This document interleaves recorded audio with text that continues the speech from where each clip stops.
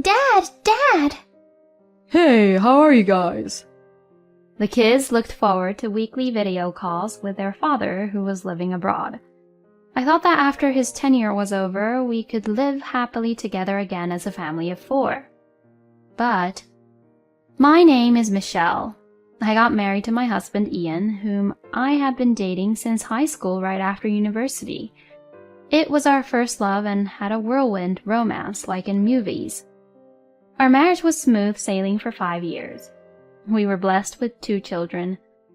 His work was going well and was working abroad on a project by himself. Raising 2 boys alone was a challenge, but being a full-time housewife with the help of my parents, I was getting by. It was a weekly video call with Ian that night. The kids were excited to be able to talk with him. By the scheduled time, I, the kids, and even my parents gathered in front of the computer. It was like a big family event. To be honest, I was longing to speak to him alone about my struggles and our future plans, which I couldn't let the kids hear. Hoping I would have a chance, I prepared my computer in front of my family in the living room. Hey, how are you kids? Have you been good boys? Ian smiled broadly when he saw their happy faces. He seemed to be well and looked the same as ever. The kids were busy talking non-stop about what they'd done and asked him when he would be back. My parents also enjoyed watching their bubbly conversations. I guess that was what it meant to have smooth sailing and be happy. After the Q&A session was over, the kids were exhausted. That was just as well. Ian lived in a country where there was a 12-hour time difference. They were normally in bed by that time, but for that specific occasion, they took a nap during the day to stay up. We'll put the kids to bed. You guys can talk in private if you like. My parents were considerate and left the living room with them. I appreciated them for doing more than I could expect. We talked for half an hour about the kids' growth and future plans. And Jack finally managed to swim 25 yards the other day. He just wants to swim every day now. And Dean's doing very well in school and his teacher praised him. I'm looking forward to their future. Lately, I've been thinking, thanks to your work, we have a good life. But when I think about them growing up fast, I want them to have a little more time with you during this sensitive period. Of course, I know it's difficult. I understand, but these couple of years are very important for my career. If the project succeeds soon, it will be easier for me to come back. I'll be able to spend more time with you guys then. Let's be strong for them. He encouraged me. After that, I gossiped a bit about mommy friends and asked him about his plan for the day. Soon I reached the limit of sleepiness. My parents, who had put the kids to bed and returned to the living room, also looked tired. I'm sorry, I'm exhausted now. I have an early start tomorrow, so I'm going to bed. I thought I had hung up the video call. My brain must have shut down already because I turned off only the camera and the speaker, and the call itself was still connected. I must have looked to Ian as if the call had ended. I felt satisfied after having spent some quality time with him. Thank you guys for putting them to bed. Let's recharge our energy, too. Good night. I was about to get up from my seat. Okay, one thing is done. Hello, I'm done with the family call. You can come over now. I heard Ian's happy voice calling someone. Huh? Still on the line? Apparently, someone was coming to his place. He mentioned earlier that he had to go to the project site later for an inspection. I wondered if it was someone from work. I had a bad feeling when I heard his overly sweet voice. The sleepiness that had made me feel as if I could sleep as a log earlier had vanished. I told myself that it was probably just a colleague picking him up. Hopefully, it was just unfounded anxiety and nothing was going to happen. Even though I thought so, I clicked on the record button on the screen. Ian had left the room to take a shower, and only the bed was in the view. My parents also seemed to be a little uncomfortable with the tone of his voice. He can't hear us now, can he? My mom asked in a hushed voice. The camera and microphone are off right now, so he can't.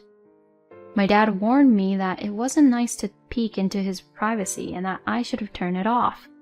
Just a little bit until he leaves for work.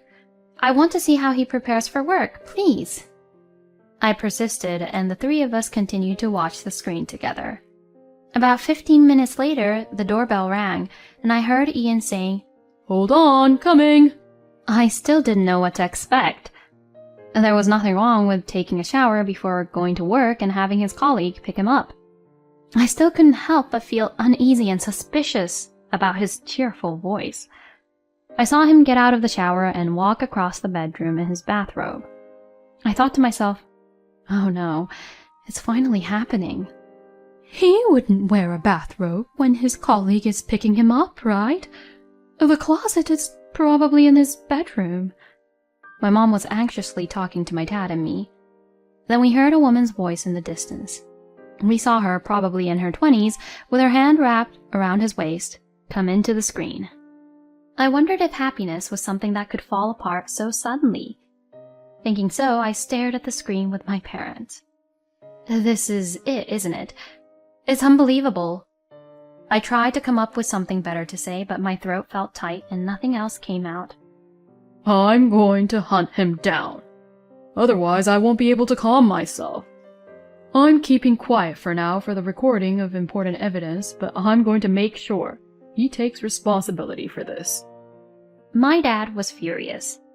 Ian was lying on the bed with the woman kissing and playing with her breasts on the screen. I felt like a fool, wondering what I was doing. I wish we could go on another trip. We spent quite a bit last time. Do you still have any money to spare? She asked while showing him the pictures of their trip on her phone. Don't worry, I've told the accounting guy to separate my paycheck stubs. My wife doesn't know how much I get paid. I also handle the family savings, so even if I spend a little, she won't know. He was very relaxed. While I was raising the kids here, he was enjoying a trip with his mistress. Moreover, as far as I heard, they went to a place I had repeatedly told him that I wanted to go. And then, sure enough, they started doing the deed. I felt nauseated, but my parents and I watched them on the screen with blank expressions. My dad said, You don't have to watch all this. Go to bed now. It's harmful to your eyes. I'll have to see it as evidence later anyway, so let me just get it over with. I put on a brave face and replied nonchalantly. After they were done, and just as the mistress was about to leave, I quietly turned off the computer. It was already 3 a.m. We all must have been overwhelmed by mixed feelings, and I could see that my parents were exhausted. Guys, let's go to bed for now. We went back to our respective bedrooms, but I could not sleep at all. My body was too tired to move, but my brain was in a state of shock. My heart was beating 100 miles an hour.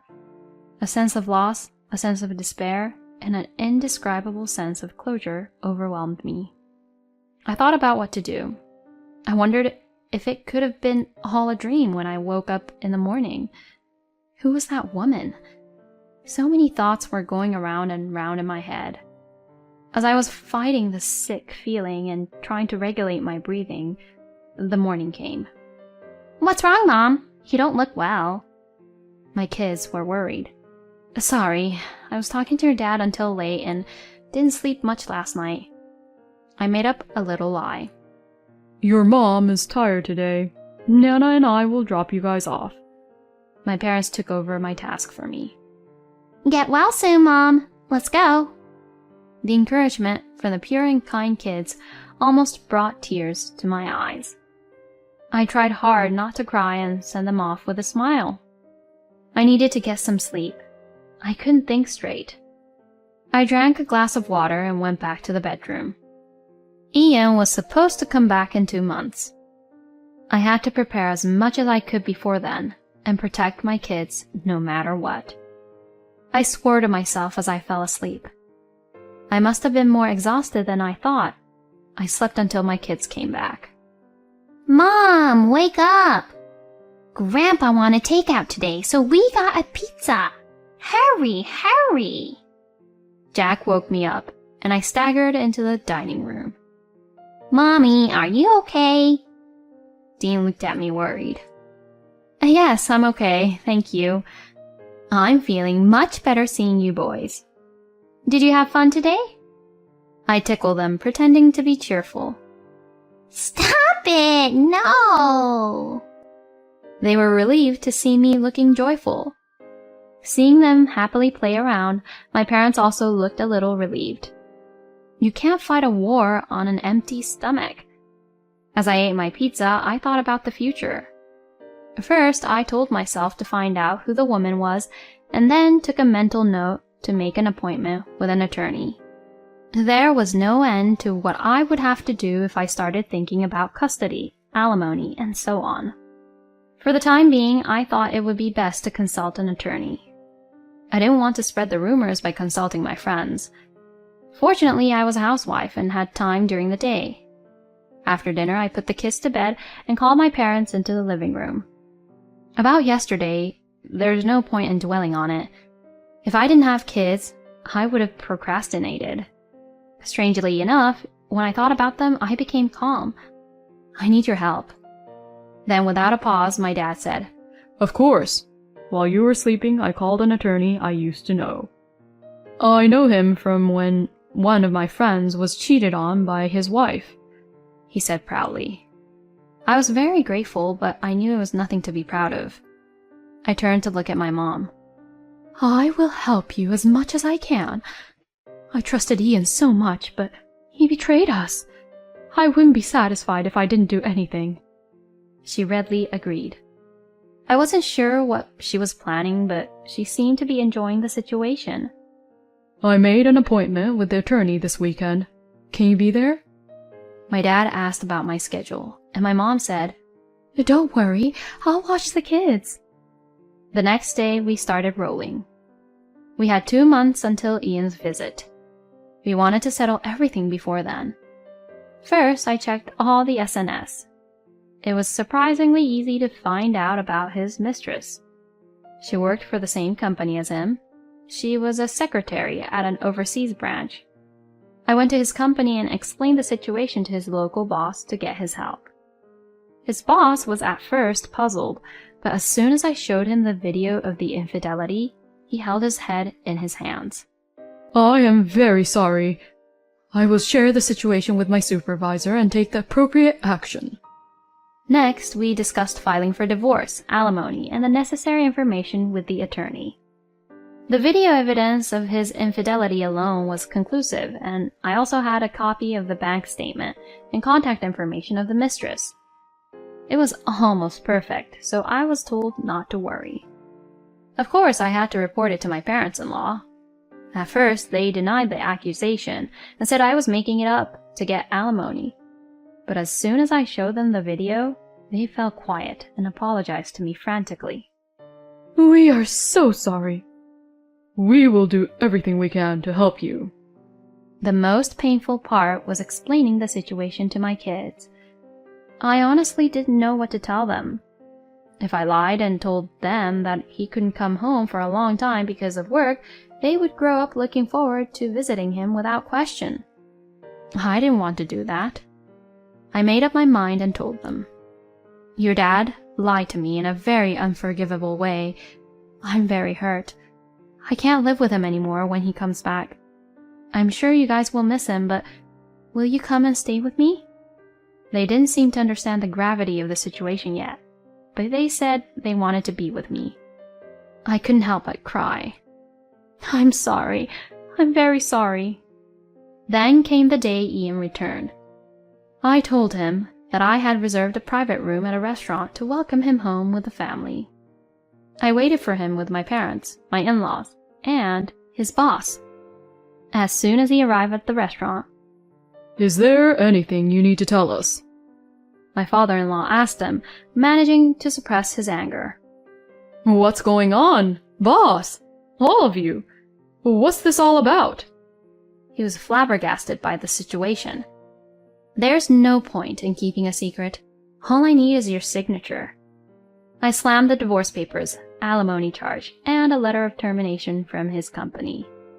He was stunned and frozen, and my in-laws started yelling at him. I told him to speak to my attorney and left the restaurant with my parents. After that, I want to start over with you. It was wrong. I love only you with all my heart. his forgive me messages rolled in non-stop, so I told him to go through my attorney and blocked him. He staked out in front of my house a few times and tried to clear the path through my parents. He intentionally bumped into them and spoke to them in a strangely friendly manner. He tried various ways to get close to me, including talking to mutual acquaintances. Of course, I brushed them off. I called the police when he showed up at my house, and my parents completely ignored him.